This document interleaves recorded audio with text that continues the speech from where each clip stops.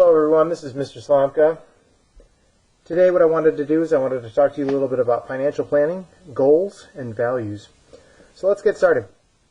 A financial plan is something that can really benefit a lot of different people.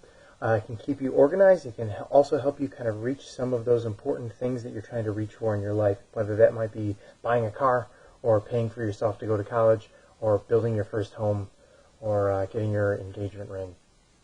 So let's start talking about a couple of major points here. So to begin with, financial planning is really a process of setting goals. And that's what I have written down right here. You are going to choose some important goals that you're trying to reach, and you're going to just write those down or record them in some kind of way. Then the next piece that you're going to do, step number 2 right here, is going to be to develop a plan to achieve them. So we are going to develop a plan to achieve our goals.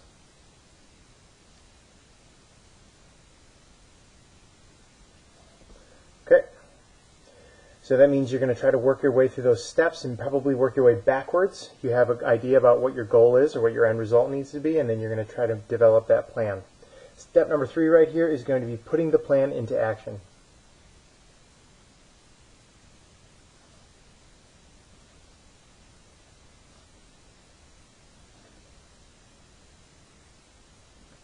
This can be the toughest step right here because a lot of times when you're putting that plan into action, you might originally start off with a lot of strict ideas, and then you might lose some of your stamina or some of your willpower, and then you might start to falter. And so your plan might stumble, and it might need to be adjusted, and then you might need to fix it. All right, so that is our general idea right here, and these are very simple things, and everybody can do those. Everybody who has money can do these things. It's just a matter of buckling down and making it happen. So now let's continue on a little bit further. When you are financial planning, you might have some things that you're interested in, that you're passionate about. You're like, I want to buy this or I want to do that. And so when you are thinking about those things, you need to think about them in terms of whether they are a need, a want. And so you are going to want to try to see if you can differentiate between those two. These things I probably think that you understand pretty clearly, but I also want to just get them nailed down as well. Needs. These are going to be some basic things. These are also things that you might not be particularly concerned with at this point in your life. These are going to be some basic things that we need to survive.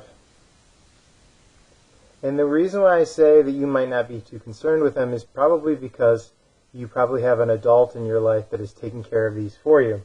So that would be running water, electricity, shelter, heat. Those kinds of things are what you need. And so a lot of times parents or guardians are very interested in taking care of those things, and that's part of their responsibility. Wants. These are things that you're probably a little bit more passionate about right here. Wants are things that make life more interesting or desirable.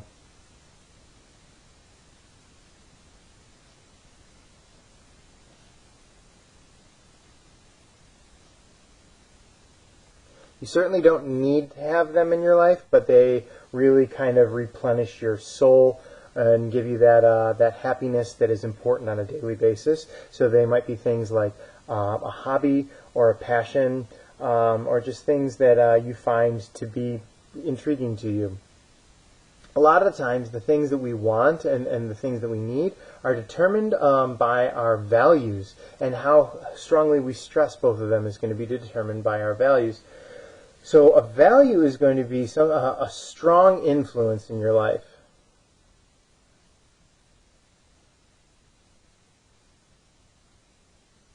And these values can come from a lot of different places. And what they're going to do is they're going to be influencing us. In our case right here, you have a lot of different values in your life, but these are going to be some strong influences on our spending habits.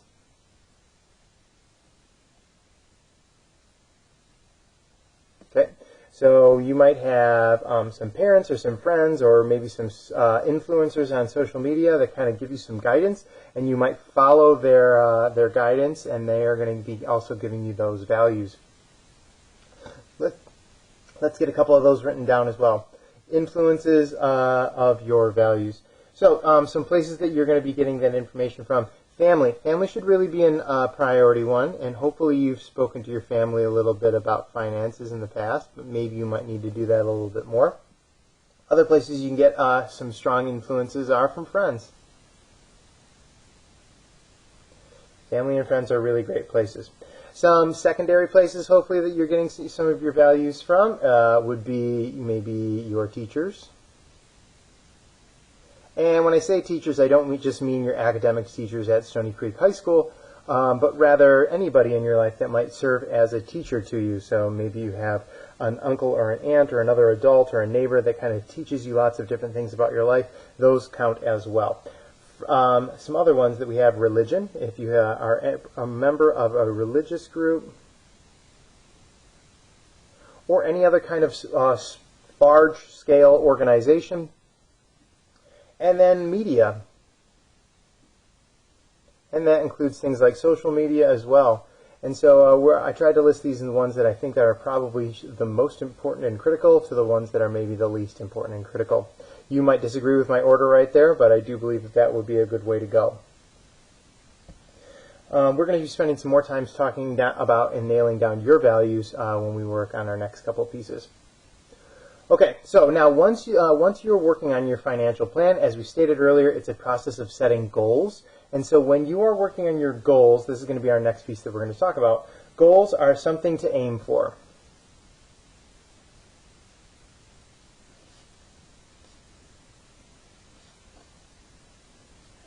So we are going to have an idea in our mind, something that we want to try to shoot for. I would like to buy a car.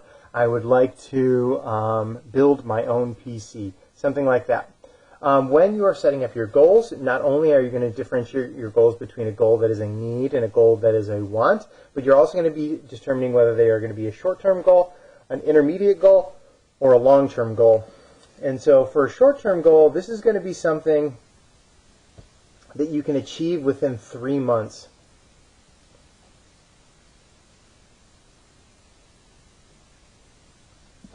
So maybe you got a hankering for some Mexican food, and you want to go out to eat at a Mexican restaurant.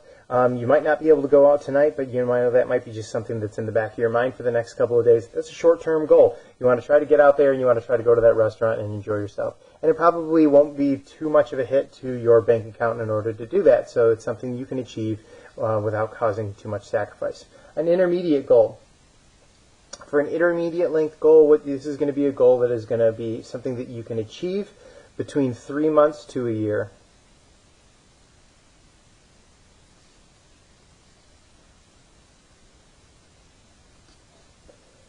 So you're going to try to reach that goal by this same time next year. So if you set the goal now, you're going to want to try to hit it before September of next year, and so on and so forth, so that you can get that taken care of and move on to your next goal. Last goal, long-term goal. This is going to be something that's going to take more than 1 year.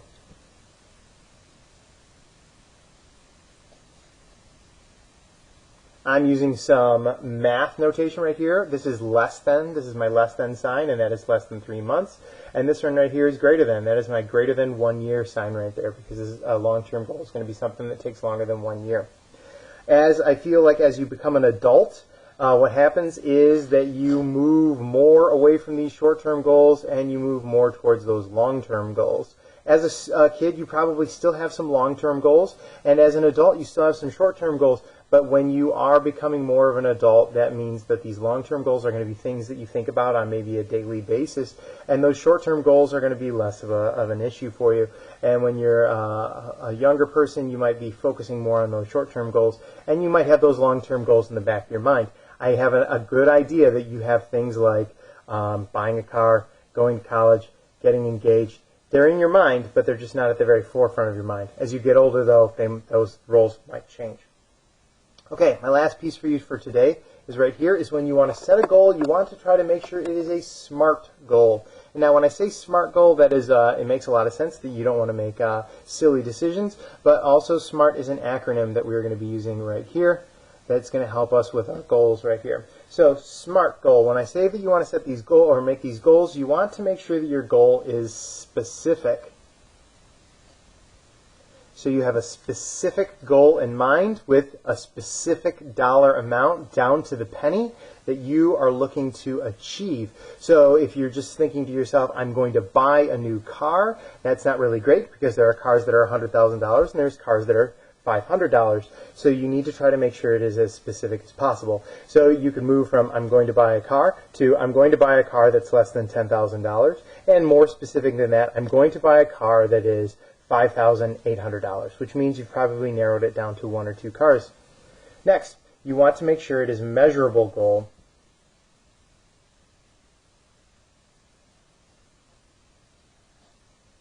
So this means that you can determine whether you've achieved your goal or not. So if your goal is, to get better at racquetball, that can be hard to determine for some people unless you start going into tournaments or things like that. If your goal is to buy a car, that's very easy to measure and determine. Do you have a car in your driveway yet? If the answer is yes, then you've achieved your goal, and if the answer is no, then you have not. Speaking of achievement, your goal needs to be achievable.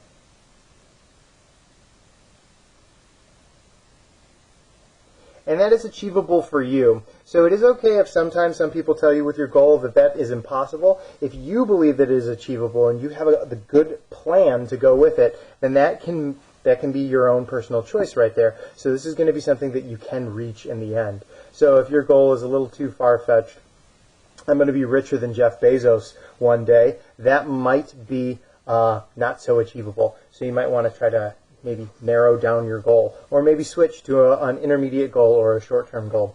Okay, next, it needs to be relevant. A goal needs to be relevant because you need to, once again, think about it. As I was talking to you earlier about that transition from young adult to adulthood, the things that become most relevant and the things that are in your mind are going to be are changing, and so these goals need to be relevant to you. If it's something that is not relevant to you, you're not going to be able to focus on it, and you're not going to be able to put the time and the effort into holding on to your plan to achieve that goal. And then lastly, time. Now remember that there are lots of different time frames. It can be a long time frame or a short time frame, but time is important. You need to understand what that time frame is. So once again, if you're trying to buy a car and you need to save up $10,000, you need to understand that that might turn into a long-term goal. You might not have that car in 3 weeks, but rather in 3 years.